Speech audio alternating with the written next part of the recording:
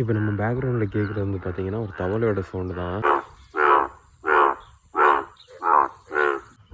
நம்மளை சுற்றி சத்தம் போட்டிருக்கவங்கெல்லாம் பார்த்தீங்கன்னா புல் ஃப்ராக்ஸு. ஸோ ப்ரீடிங் டைம்லலாம் பார்த்தீங்கன்னா இந்த மாதிரி ஃபீமேல்ஸ் அட்ராக்ட் பண்ணுறதுக்காக இந்த மாதிரி சவுண்டு போடும்.